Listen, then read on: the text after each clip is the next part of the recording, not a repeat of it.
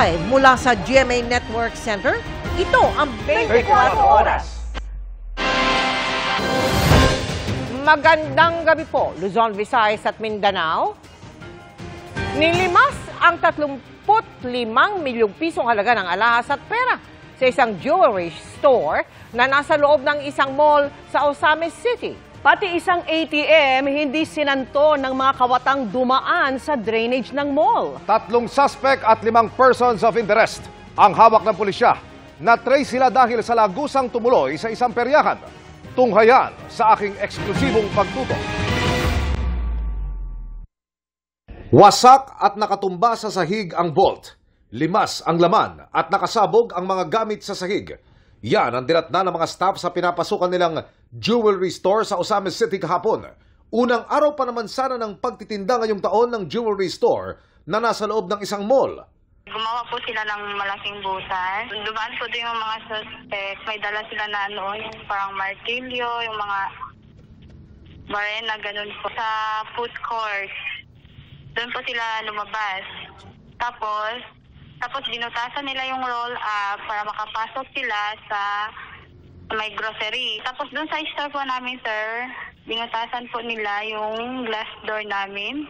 Pagkatapos ay pinuntirya raw ang kanilang vault. Dinasak po nila yung namin, sir, yung bowl.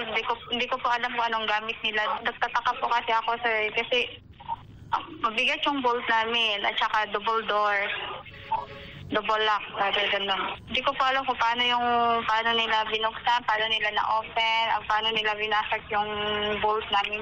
Sa inisyal na pagtaya, hindi bababa sa 35 milyong piso ang halaga ng mga natangay na mga suspect bukod pa sa cash. Sa mga alahas, nasa 35 million at saka yung cash, sir, nasa mga 721,000. Pagkatapos ng jewelry store, sunod namang winasak ng mga suspect ang isang ATM. Hindi pa tiyak kung magkano ang nawala rito. Sa investigasyon, lumabas na lumusot ang mga suspect sa drainage system. Saka gumawa ng butas hanggang sa marating ang ilalim ng shopping mall. Doon sila sa may parang food court, sir, nakapasok. Ginamitan nila ng mga equipment, sir, para mabuksan nila yung parang harang niya na metal. May mga hawak na CCTV video ang mga otoridad pero hindi raw ito ang kuha sa loob ng alakasan. Sinira raw ng mga suspect ang security camera ng jewelry shop kaya wala silang nakuha.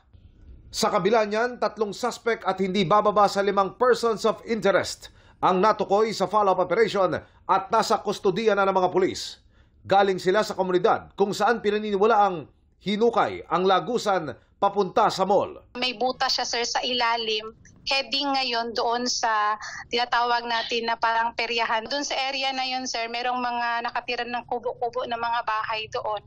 Chinek natin yung mga residents doon. Pero aminado ang pulis, malamang sa may iba pang personalidad na nasa likod nito. Tinitingnan natin, sir, na baka kasi yung mga ginamit lang itong mga nasa police custody natin. Nakikipagtulungan na rin ang mall sa investigasyon. Para sa GMA Integrated News, Emil Sumangil, nakatutok 24 oras. Ngayong tapos na ang holiday break, dagsana ulit ang mga pasaherong paluwas mula sa iba't ibang probinsya. Ang sitwasyon ng mga biyahe sa ilang pantalan tinutukan ni Paul Hernandez ng GMA Regional TV Balitang Southern Tagalog. Paul? Yes, Mel, dahil dagsana yung mga pasahero sa Port of Calapan sa Oriental Mindoro, ipinatutupad na yung no-booking policy sa mga rolling cargoes. Nangangahulugan na first come, first serve basis ang sistema sa mga sasampang sasakyan. Kagabi pa lang, mahabang pila ang sumalubong sa mga pasahero sa loob ng Calapan Port sa Oriental Mindoro. Epektibo na ang first come, first serve basis sa mga sasakyan na sasampa ng Roro. Kahit magdagsaan ng mga sasakyan, ay wala ng booking, yung talagang pila-pila lang ang mangyayari. Katulong natin ng LGU, Calapan, na pangangasiwaan ang trapiko sa labas ng port. Sa tala ng Calapan Port, mahigit 101,000 disembarking passengers o pasaherong mula Batangas ang nagtungo sa Calapan itong holiday. Sa Batangas Port, nagkakapila na muli sa ticketing area. Oras-oras ang dating ng mga barkong dumaraong. Kaya kami umaga po nagbiyahe para hindi po kami abutin ng dami ng tao. Umalis po kami ng alas 4 ng umaga para po makasakay agad kami sa barko. Bitin man daw sa bakasyon si Ava Lorraine, nakapag-recharge na rin siya sa Puerto Galera. Kasi po pagkatapos po ng New Year, parang may pasok po agad. Sana po kahit na-extend po ng konti. Tiniyak ng mga tauhan sa bus terminal na sapat ang bilang ng bibiyahing bus. Hindi lang 80 units yung bus namin, nasa 170 po. Doble, sapat na po yun para ma-accommodate po yung pasahero dito. Magdamagan ang pagantabay ng mga bus na sasalo sa mga pasahero. Samantala, Mel, sa impormasyon na ibinahagi sa atin ng PPA Mindoro, inaasahan na papalo sa 20,000 yung outbound passengers mula sa Port of Calapan na tutungo rito sa Batangas Pier. Nakataas pa rin ang heightened alert sa lahat ng pantalan sa buong bansa. Mel. Maraming salamat sa iyo, Paul Hernandez ng GMA Regional TV Balitang Southern Tagalog. Pinamamadali ng Pangulo ang mga akbang para matanggal na ang Pilipinas sa gray list ng isang International Task Force kontra Money Laundering. Kung hindi, posibleng maapektuhan ang pagpapadala ng pera sa Pilipinas, pati ang mga investment at credit rating ng bansa. Tinutukan yan ni Ivan Mayrina. Kabilang ka ba sa mga pinapadalhan ng pera ng mga Pinoy abroad? Isa ka sa mga posibleng maapektuhan kung malagay ang Pilipinas sa blacklist ng Financial Action Task Force o FATF na mauwi sa mas mahal at mas mahirap na pagpapadala ng pera. For example, as the remittances of the OFWs, there will be increase in cost, more requirements, stringent requirements, or sometimes de-risking, or sometimes the transactions may be denied or disapproved. Nasa gray list na tayo simula noong taong 2021 dahil sa ilang deficiencies o kakulangan na pinapatama na ng Pangulo sa unang cabinet meeting ng taon. Pinamamadali niya mahakbang para dyan sa Anti-Money Laundering Council o AMLAC at ibang ahensya.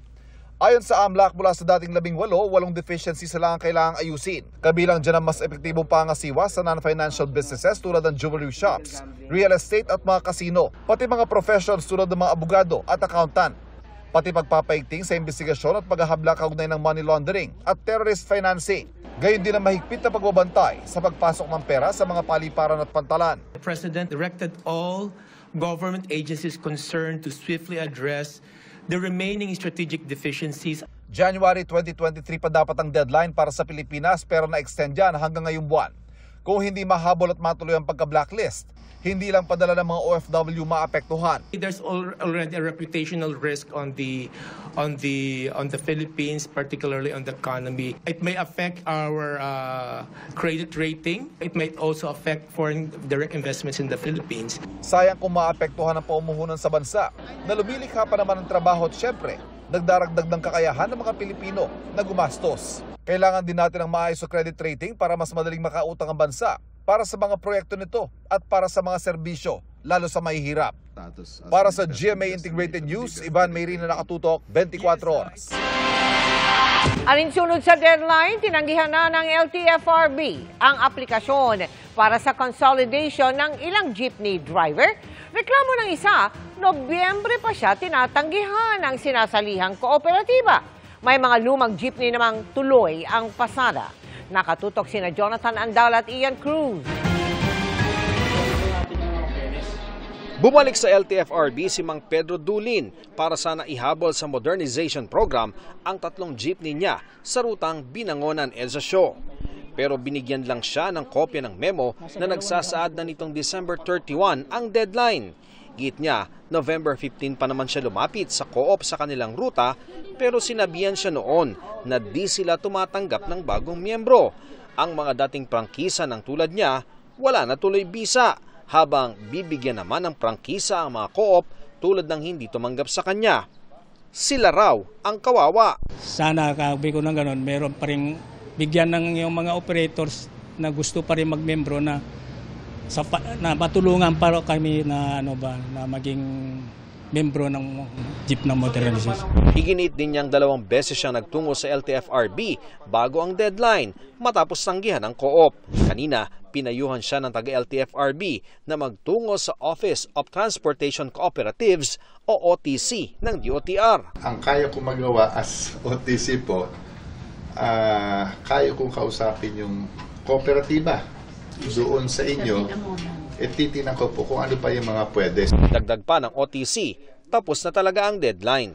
Ang mga driver pwedeng magtrabaho bilang driver kung mag-a-apply sa mga co-op na makakakuha ng mga bagong ruta. Sa usapan ko ngayon sa several cooperatives, sabi nila, kailangan nila yung mga drivers. Bibigyan sila ng 30 araw na panahon o due process para maplansya ang mga yan. As of now, pwede naman sila magpasada dahil nga dun sa 30 days na nasabi ng ating LTFRB. So siguro pabilisin lang yung proseso. Kaagad, balik na sila sa kanilang trabaho as drivers at miyembro ng kooperatiba. Sa datos ng OTC-DOTR, nasa 70% na ang nag-consolidate ng prangkisa nationwide. Ang 40% sa Metro Manila naman, posibleng tumaas na raw. Marami ang humabol sa deadline pero wala pang maibigay na estimate ang OTC. Bigyan natin ng LTFRB ng mga 1 o 2 araw, magkakaroon sila ng board meeting at definitely lalabas na yung final number tungkol sa consolidation. Mahalagang malaman kung ilan talaga ang nakahabol magpa-consolidate at kung sasapat sila para sa mga commuter. Sa elliptical road sa Quezon City, marami pa ring traditional jeepney dahil marami raw ang umabot sa consolidation. Pero ang problema ng isang driver, paano kung kailangan ng magpalit ng bagong unit ng modernong jeep? Sana raw matulungan sila ng kooperatiba at gobyerno na makakuha ng abot-kayang unit. Pag di kaya talaga, ayawan na talaga, sir. Sobrang mahal kasi ng unit eh. Karahin na lang kayo? Karahin na lang. Ang gano'n na lang. Pero kung kaya naman, papayag din naman kami. Sa karugtong na Commonwealth Avenue, wala rin kaming nakitang nahirapang sumakay kaninang umaga. Nahirapan ba kayong sumakay ngayon? Hindi naman po. Mga ilang minuto kayo nag-antay bago makasakay? Wala pa, mga 5 to 10 minutes na. Marami ring jeepney sa rutang Tipas-Pasig. Tuloy din ang biyahe nila kahit wala ni isa sa 100 jeepney sa grupo nila ang sumali sa anumang kooperatiba. Alam naman natin ang ibig sabihin ng consolidation, kung saan loob mong isinusurrender yung prangkisa mo. Kaysa isurrender namin ang prangkisa namin at pakinabangan ng mga negosyante, hahayaan na lang namin mabulok ang sasakyan namin dito. Sa memorandum kasi ng LTFRB, nakasaad na pwede pa rin pumasada hanggang katapusan ng Enero ang tulad nilang hindi sumali sa kooperatiba sa mga rutang wala o di kaya'y mas mababa sa 60% ang nag-consolidate ng mga jeepney. Bit-bit ni Abraham ang kopya ng memo dahil nga hindi siya sumali sa consolidation. Ito para na kung sitahin kami, nakikita bigay may 1 buwan pa kami na inaayos nilang Sinisikap namin kunin ang panig ng LTFRB kaugnay niyan, pati yung mga nagabol ng prangkisa tulad ni Mang Pedro Dulin. Para sa GMA Integrated News, ako po si Jonathan Andal. At Ian Cruz, nakatuto kami 24 oras. Sakto 1 linggo na lang bago ang traslasyon ng itim na Nazareno sa Quiapo, Maynila. At kabilang sa pinaghahandaan, ang seguridad lalo't inaasahan ang sabik na pagdagsa ng mga deboto matapos ang 3 taon. Nakatutok si Maki Pulido. Happy po kami. Hindi lang po ang mga deboto, lahat po ng mga nananampalataya. Happy, ika nga ang debotong si Bong dahil matapos ang 3 taon, magdaraos muli ng traslasyon na itinigil dahil sa COVID-19 pandemic. Tulad ng nakagawian matapos ang 4 a.m. Mass sa Luneta Grandstand sa January 9, tutulak na ang prosesyon pabalik ng Quiapo Church. Ibabalik na rin ang pahalik na magsisimula pagkatapos ng 6 p.m. Mass sa January 6. Bukas naman, January 3 hanggang 4 ng 1:30 ng hapon, isasagawa ng blessing sa mga replika ng itim na Nazareno. Masusundan ito ng maikling prosesyon sa Carriedo, Avenida, Quezon Boulevard hanggang makabalik ng Plaza Miranda. Sa tulong po ninyo, gawin nating banal, ligtas at maayos ang Nazareno 2024.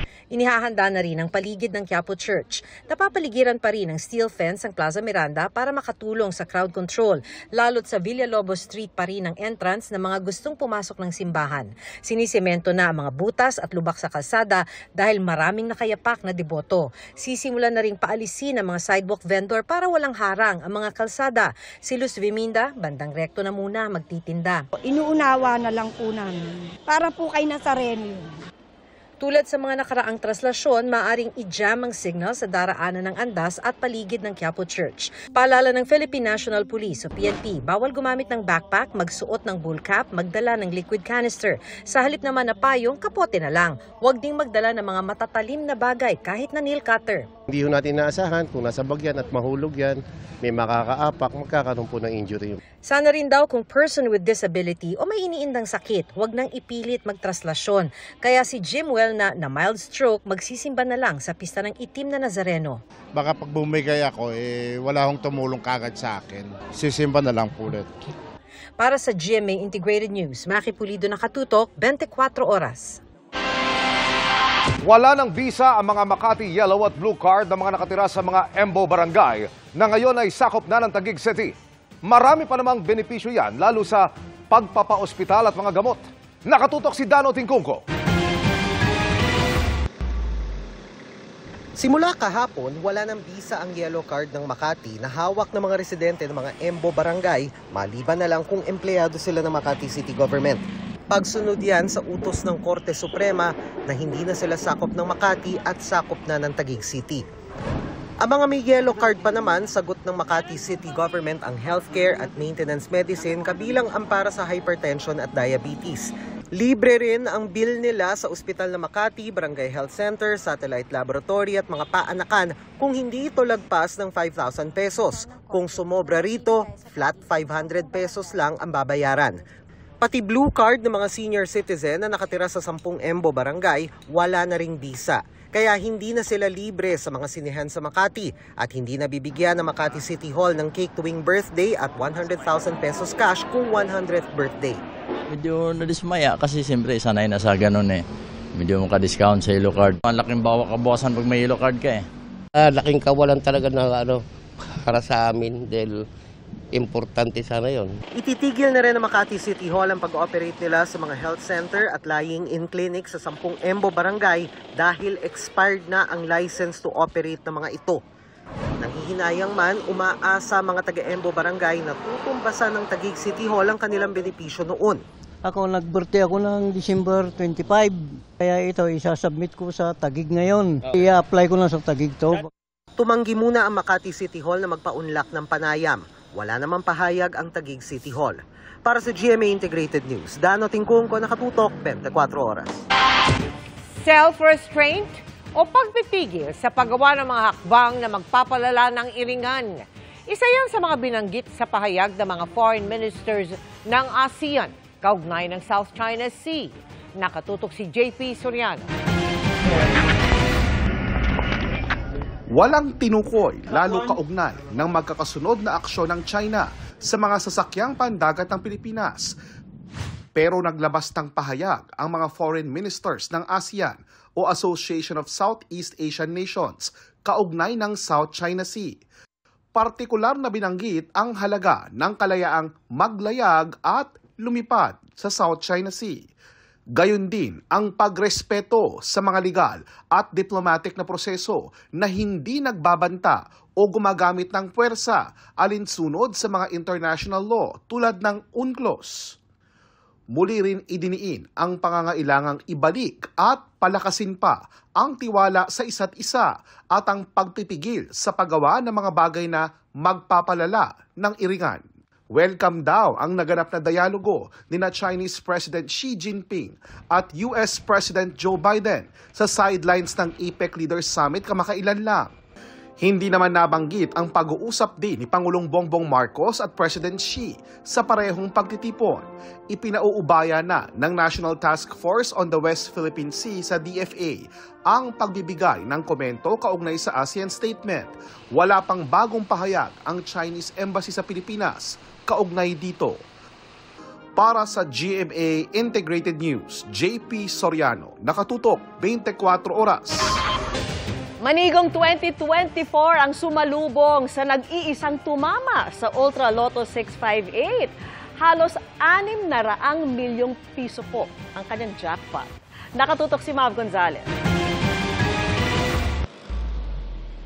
Masagana talaga ang bagong taon para sa nag-iisang nanalo ng 571 million peso Ultra Lotto 658 jackpot noong December 29. Kanina, kinubra na ng lucky winner ang kanyang premyo sa Philippine Charity Sweepstakes Office o PCSO kasama ang kanyang kapatid. Nahikayat daw ang nanalo tumaya dahil sa handog pakabog ng PCSO kung saan garantisado ang 500 million jackpot. Is a lady from Ligao, Albay. She's actually an employee in Ligao. Lucky pick for two bets lang, 40 pesos. But she's a patron of our scratch it tickets. Ayan, talagang doon siya palaging tumataya. But for Lotto, according to her, this is the second time in her whole life.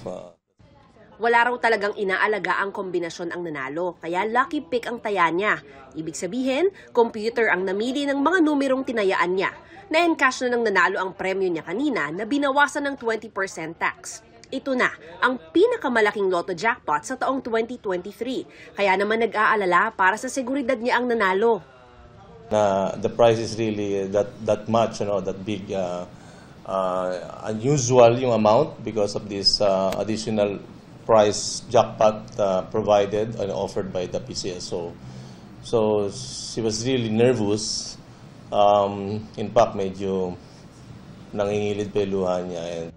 Bukod sa kanya, may isa pang nanalo ng malaking lotto jackpot noong Disyembre.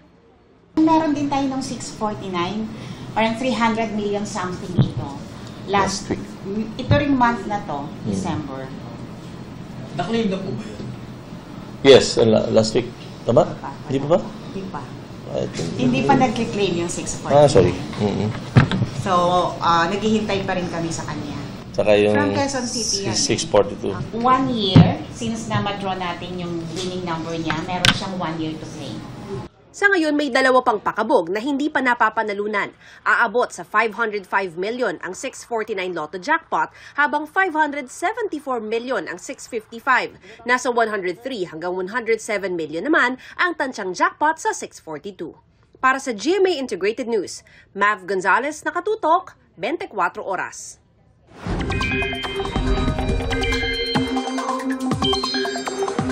Ulat panahon naman tayo, mababa po ang tsansa pero hindi inaalis ang posibilidad na may mabuo o pumasok na bagyo sa Philippine Area of Responsibility ngayong buwan. Sabi ng Pag-asa, posibleng may isa sakali mang magkabagyo sa January 2024 kung matuloy.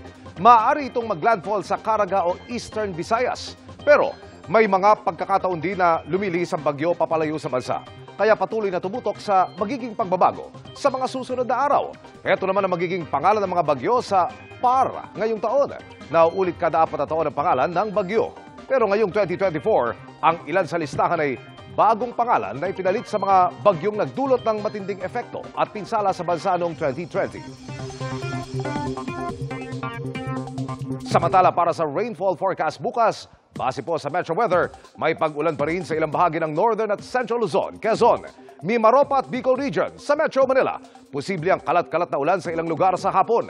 Mababa ang tsansa ng ulan sa Visayas maliban sa ilang lugar sa Negros Provinces. Sa hapon naman, inaasahan ng ulan sa malaking bahagi ng Mindanao.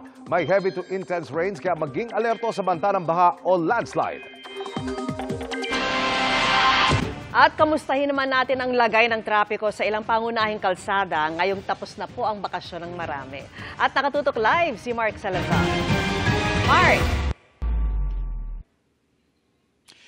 Vicky, hindi naman sa nagre-reklamo, pero bakit walang traffic sa NLEX? Wala ring traffic sa SLEX gayong inaasahan yan dahil syempre magbabalik Metro Manila na yung mga nagbakasyon sa probinsya. May mga teorya ang Toll Regulatory Board kung bakit. Maghapon maluwag ang southbound ng NLEX pabalik ng Maynila. Maghapon din mabilis ang usad sa SLEX dahil manipis ang volume. Inaasahan pa man din ng Toll Regulatory Board na magsasabay-sabay ng luwas ang mga motorista dahil konti lang ang lumuwas kahapon, January 1. Kahapon po, there was a time po na nagkaroon ng pagdagsa after lunch. Nagsimula po ng 1 o'clock to 2 o'clock. And it even lasted for a little time. Pero hindi naman katagalan, pabugso-bugso po. But before 9 o'clock, napansin namin, lumuwag na. Sa Southwood southbound, bahagyang nag-traffic kahapon dahil may nagkasagian ayon sa Traffic Monitoring Center ng SLEX. Pero saglit lang yun. Pinag-aaralan ng TRB ang daily traffic report ng mga toll operator para maintindihan ng behavior ng mga motorista tuwing holidays. Marami po siguro ang medyo nagsibalik na unti-unti during the holidays kasi medyo mahaba po yung holidays natin. And also, it is also possible, hindi rin gaanong karamihan din naman masyado siguro nagsilabas ng Metro Manila this time. Isa pang obserbasyon sa Disyembre, pinaka nag-traffic sa mga expressway noong weekend ng December 15 at 16. Tila mas maraming umuwi ng probinsya nung makakuha ng sweldo at bonus ang mga tao. Mabigat po ang traffic na naranasan noon. Kumpara dun sa traffic sa December 22 and 23, yung parating na ang Pasko, mas mabigat pa nga po yata yung December 15 and 16. So titignan po natin yung mga datos na yan. Ang bus station na ito sa EDSA Kamuning ay nanggulat din kanina. Ang mga pauwi ng probinsya naman ang naipon at maraming nadismaya. Alas 10 pa po. Meron naman pong bus pero marami na pasay. Parang hindi pa nababawasan. Sobrang dami. Hirapan po ako ngayon, traffic. Sabi ng staff ng bus station, naipit ang mga bus nila sa traffic ng C5. Kaya hindi agad nakabalik sa istasyon.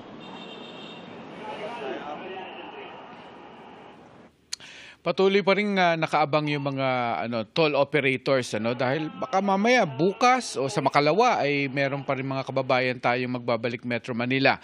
Hindi pa rin sila nagpapakampante. Pero hanggang sa mga oras na ito, Vicky, ang SLEX at ang NLEX, kahit na yung mga historically nag-iimbudong mga convergence points doon sa dalawang expressway na yon ay nananatili pa rin light at tuloy-tuloy ang mga biyahe hanggang sa mga oras na ito. Vicky.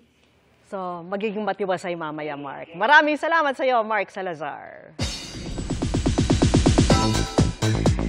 Exciting times ahead dahil magsasama para sa isang bigating serye sa GMA sina Carla Abellana at Bea Alonzo. Si Bea na nasa Japan, kamusta kaya kasunod ng magnitude 7.6 na lindol doon? Makitsika kay Aubrey Carampel. The cats are out of the bag. Yan ang pasabog ni Carla Abellana sa unang araw ng bagong taon. Nang i-post niya ang teaser ng bagong aabangan na GMA Prime series na Widow's War. Para sa Stolen Life star, dalawa ang meaning nito. Una, mananatili siyang kapuso ngayong 2024. At sa wakas ay makakatrabaho niya raw ang box office icon na si Bea Alonzo. Comment naman ni Bea, excited na siyang makatrabaho si Carla. Pero bago ang trabaho, enjoy muna sa Land of the Rising Sun si Bea na sinalubong ang taong 2024 kasama ang fiancé na si Dominic Roque. Umakyat sila sa Mount Moiwa sa Sapporo at doon nagpaka-cheesy raw sila at nagsabit ng love locks. Tinapon na rin daw nila ang susi para pang forever na raw sila together. Sinubukan ding mag-ski sa Hokkaido ni Bea at gaya raw ng skiing, matuto raw sana tayong yakapin ang mga hindi pa natin alam. Samantala nabalitaan daw ni Bea ang magnitude 7.6 earthquake na yumanig sa Japan kahapon. Nasa ligtas daw silang kalagayan at ipinagdadasal daw niya ang lahat ng naapektuhan ng lindol. Sabay hiling na wala ng aftershocks. Aubrey Carampel, updated sa Showbiz Happening. Mabilis na tsikahan na tayo para sa updated sa Showbiz Happening. Asia's multimedia star turns 32.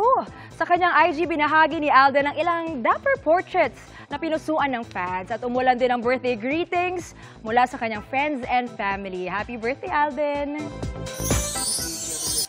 Christmas in the Land of the Rising Sun. Yan ang ganap ng pamilya ni Dennis Trillo and Jeneline Mercado na in-enjoy ang masayang Tokyo holidays. At bukod sa bakasyon, enjoy din sa kanyang pagiging adrenaline junkie si Jen na i-finlex ang kanyang pagdadrive ng big bike. I-finlex ni Abot. Alright, Finlex ni Abot kamay na pangarap star Jillian Ward ang kanyang pamatay na waistline. Highlight yan sa isang TikTok dance cover na pinusuan ng fans at may 8 million views na. 14 ang sugatan ng mahulog ang isang jeepney sa isang creek sa Antipolo City.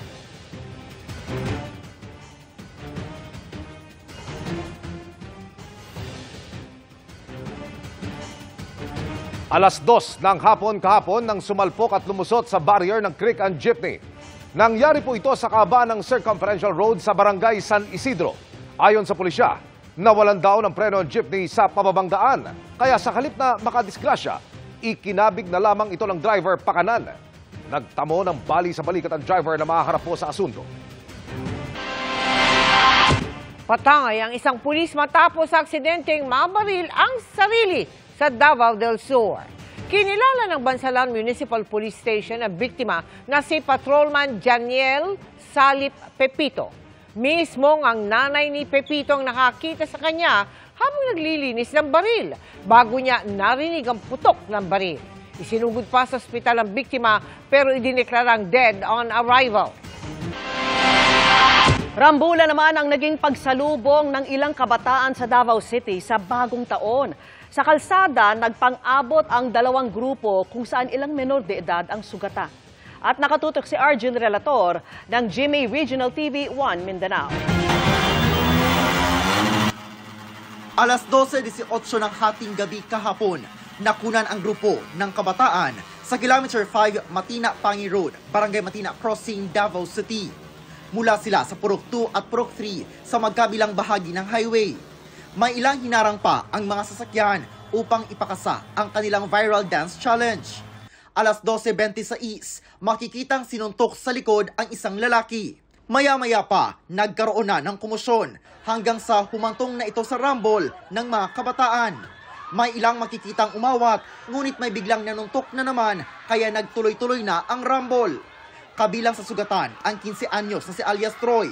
Anya, pinagbintangan lang daw sila ng kabilang grupo ng kabataan na nambato. Di pasangin lang, may labay bato ba niya? Kuha na ako, punggal na ako nga. Go ayaw ko, kay kauban ako ni, di man sila labay bato. Ito, lingkod ko. Giduo ko nila, gibigyan ko nila. Gibigyan rami may kalit, sir. Asa di mo paingon? Darami, naglingaw-lingaw. Nakainom ka, wala? Wala. Ayon sa Operations Head ng Peace and Order ng Barangay Matina Crossing, nasaksi rin sa nangyari. Una raw ng bato ang isang binatilyo mula sa Purok 2 sa mga kabataan ng Purok 3. Sa pikas nga side is nagsayo-sayaw kay New Year lagi. Dili pod nga side murag selos ba. Pero barkada ra gula sila. Grupo barkada ra gula sila mga kon baka bata. Gilabay nila ang pikas grupo. Naigo ang Nakita ni mo sir ang paglabay? Actually nakita jud ko, di ko paglabay kay di wa magsugod ana man ko daan. So paglabay mao tong patunga ko diri kay nagrambol naman gyud. Hanggang sa pagdating ng mga pulis, nagpapalitan pa ng salita ang mga kaanak ng mga kabataan upang dumipensa. Ay, dili, wala kay Amil. Wala kami Amil. Salawa yung style niyo. Salawa yung style niyo. Dili, wala kay lapot niya. Wala kang makita sa makita mo. Pira lang. Uy, ayaw na. Dili na. Inglanan mga idara. Dili na mapungan. Oy, gipugnan na sila. Gipugnan na sila. Sir! Hanggang sa police mobile, tuloy-tuloy pa rin ang sagutan ng mga kaanak ng mga sangkot na kabataan.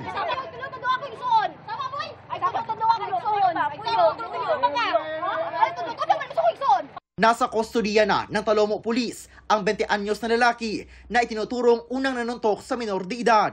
Wala pa siyang pahayag. Ang kasong atong bangon na sir is physical injuries in relation to Republic Act 7610 which is child abuse.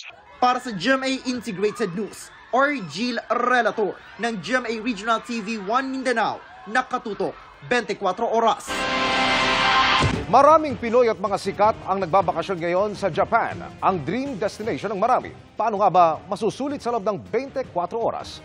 Samahan natin sa pagtutok sa Tokyo, si Mariz Umbali. Japan, Japan. Sagot sa kahirapan. Yan ang biro di lang ng mga nangingibang bansa nating kababayan, pero maging ng mga Pinoy na nais lang magbakasyon at magliwaliw dito. Katunayan, ang Tokyo, Japan, nangunguna sa mga lugar na pinakanais mapuntahan ng mga Pinoy base sa datos ng Google ngayong taon. Kulang ang 24 oras para tunay na makita ang ganda ng Land of the Rising Sun.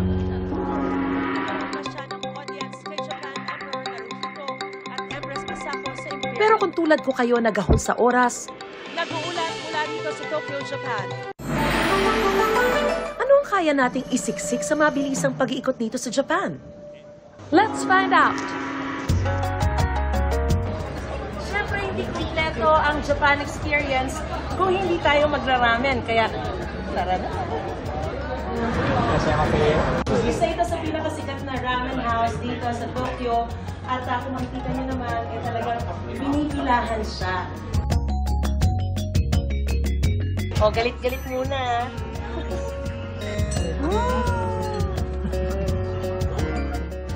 Ayun tayo. Tama yung lasa. Sobrang sarap.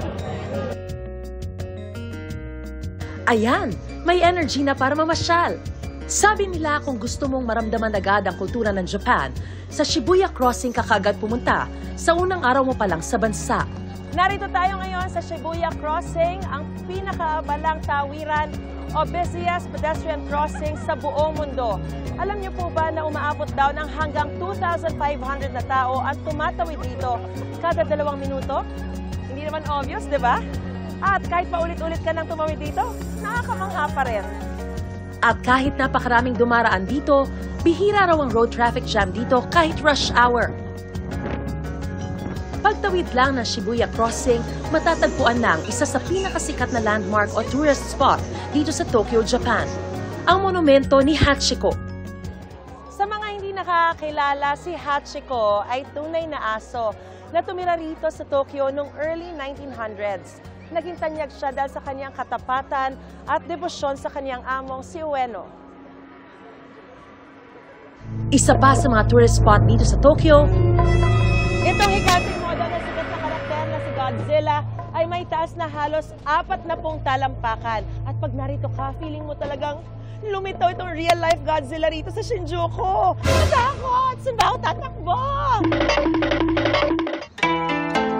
Pwede ring pasyalan ang sikat na landmark na Tokyo Tower na di lang maganda sa umaga, mas lalong nakabibighani sa gabi. Alam niyo po ba na ang Tokyo Tower na ito ay hindi lang pang-broadcast, kundi ginagamit din para sa pagtatransmit ng traffic information, pati na rin sa pagkolekta ng weather at air pollution data dito sa Tokyo Metropolitan Area. Siyempre, maganda ring date place ng mga romantiko.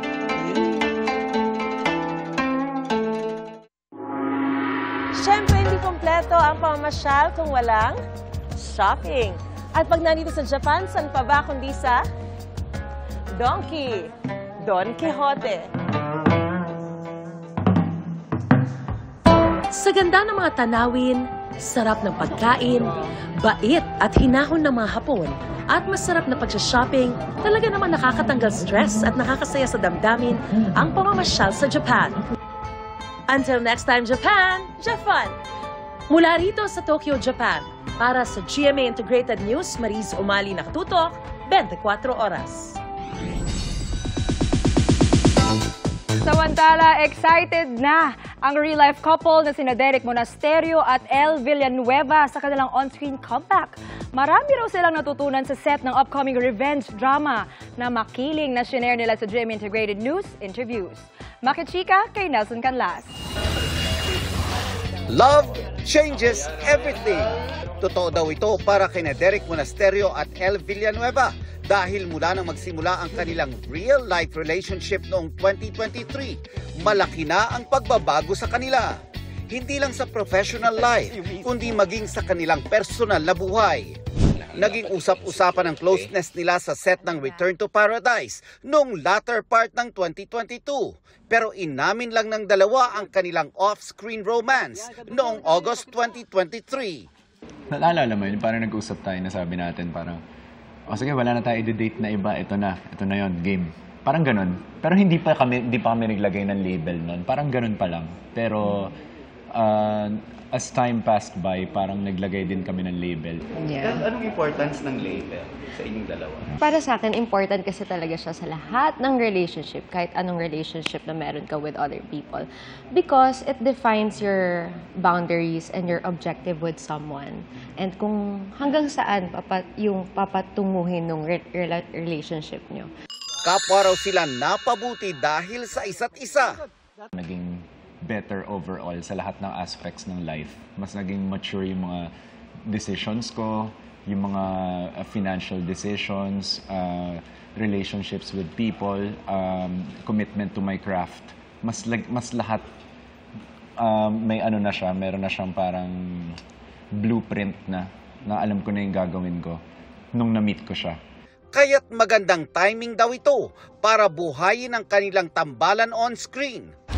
Tama na! Sa afternoon prime series na makiling na mapapanood na sa January 8. Bukod sa pagiging driven habang magkasama sa set, mas lalo raw silang na-inspire gawin ang revenge drama dahil sa dami ng natutunan nila habang ginagawa ito. I think it's a privilege to play this role kasi it opened up me to feelings that I didn't know that was there. And it made me understand people kung bakit nila nagagawa yung mga actions na yun. Kapag victim ka, gusto nila nakikita sa'yo, inosente ka. Pero ang reality is hindi naman perfect ang victim. May mga mali din naman din sila. So it opened up me to that perspective. Marami rin daw silang fond memories sa set. Yung location kasi namin may malapit na ilog. Ligo kami lahat sa ilog. May dala kami shampoo, sabon. So para kami mga bata na never ko na-experience sa buong buhay ko. Nakaka-enjoy po kasi sa bundok din po kami nag-shoot. Tapos ang mga kasama namin, mga ka-age namin. So wala kaming ginawa kundi magtawanan kapag break. Ngayong bagong taon, imbes na New Year's resolution, gumawa daw ng vision board ang dalawa kung saan inilista nila ang mga gusto nilang ma-achieve sa 2024. Mula sa career goals, ipon, naging Batangas bigla. hobby, Galingan lang ang mga financial investment, mga ganun. Ganyan lang ang ano ko. Kasi ang daming times ko na rin before na na-scam. Nagulat nga ako sa iyo eh. Grabe. Ka na ngayon. Oo, ang dami ng masasamang tao na lolokohin ka talaga. Lalo ngayon, very very gullible pa naman akong tao, ganun. So ngayon, ang dami ko na natutunan. Biggest plan for May 2024? biggest plan, gusto ko lang bumili ng lupa. Yeah. Yun yung pinaka-goal ko this year din.